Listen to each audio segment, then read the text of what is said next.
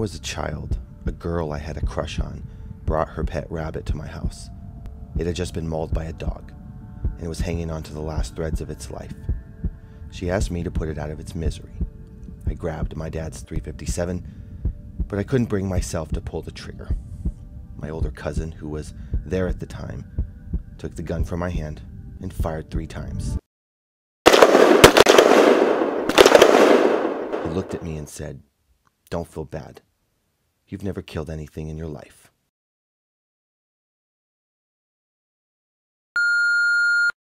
Sean, it's me. I just wanted to let you know I love you, and I'm stuck in this building in New York. There's lots of smoke, and I just wanted you to know that I love you always. September 11th, 2001, our country was attacked by an exterior terroristic force. I was 15 at the time. I heard about the attacks on the World Trade Center buildings through hushed conversations and teachers who seemed to have a better grasp of the situation than I did. At the time, I wouldn't have been able to grasp the concept that this attack would lead to a war that I would serve in. We would go to war with Iraq a year and a half later in March of 2003. Like many, I was swept up in the patriotic frenzy to enact revenge on those who had harmed the American people. I was idealistic, believing in the commercials that I would make a difference if I joined the United States Marine Corps. And so that's what I did.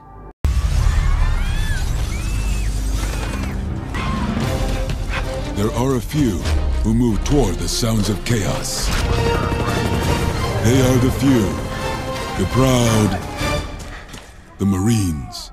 I enlisted as an infantryman, the Marine Corps' combat MOS. There was just one problem. I had never been in a fight, nor killed anything in my life.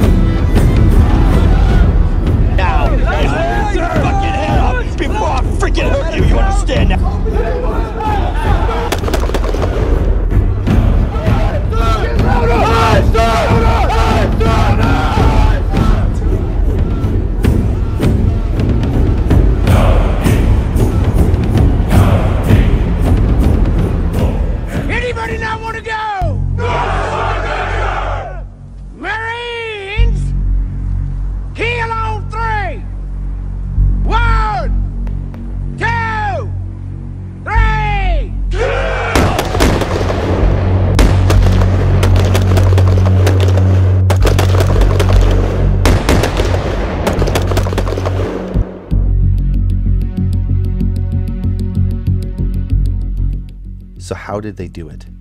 How did the Marine Corps take a selfish 19-year-old kid who couldn't shoot a rabbit and turn him into a selfless drone willing to kill anything or anybody he was ordered to take out?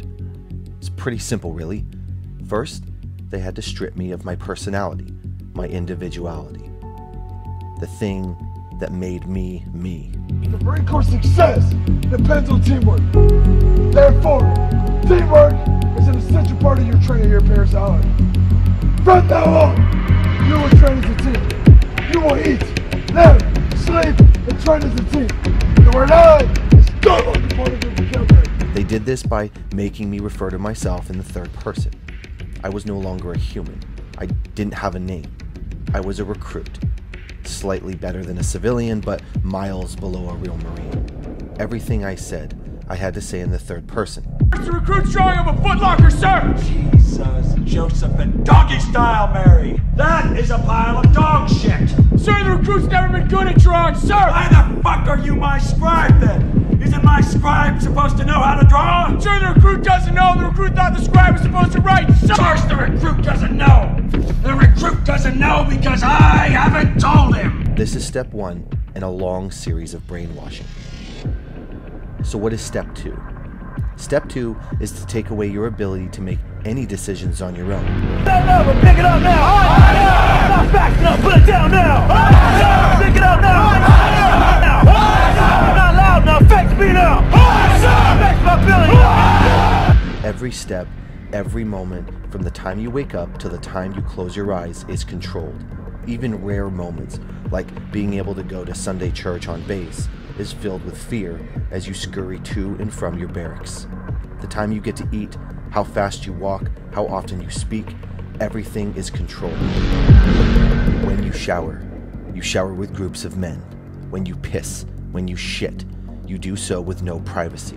There is no moment where you are not fully alert, hyper aware of every sound, every smell, every sight that crosses your path. You have given away your freedom, and the regret starts to sink in. You'll lie awake at night, hearing the soft sobs of your fellow recruits. You don't laugh or make fun of them. You're too scared to even make a sound.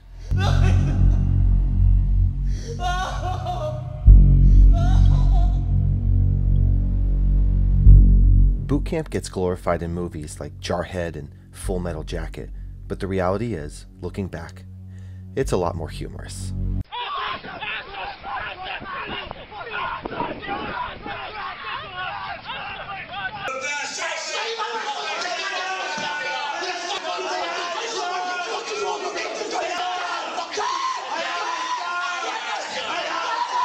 At the time, though, it's fucking terrifying.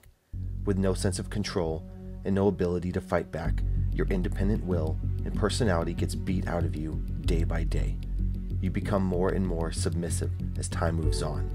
In pop culture, boot camp is represented as this testing grounds of will and determination, when in reality, it's just a place that breaks down your free will and turns you into an obedient yes man. Do you understand? Yes, sir! Stand up, get up now!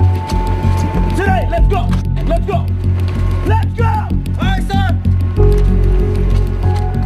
You have taken the first step. The final step in boot camp is more of an ongoing lesson than a single moment you face. It's not an epiphany.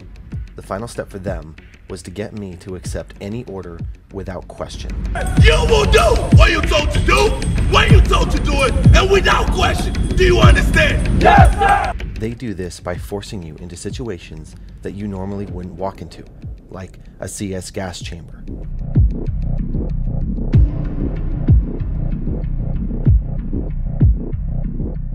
Fighting your own platoon members. And several other psychological twists that cause you to rely on your drill instructors, because they are your lifeline. You gladly take their orders as the weeks progress. I eventually stopped resisting the idea of resisting, and thankfully accepted every order I was given, not caring what its consequences were.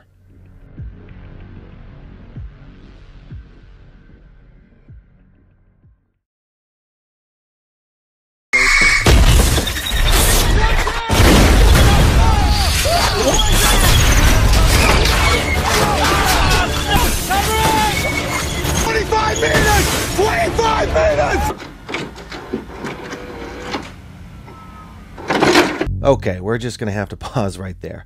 I debated on how I wanted to end this video, and we're definitely not going to end it with a movie about Marines fighting aliens. But the question of whether or not the way Marines are indoctrinated, is it ethical? My answer to that is yes.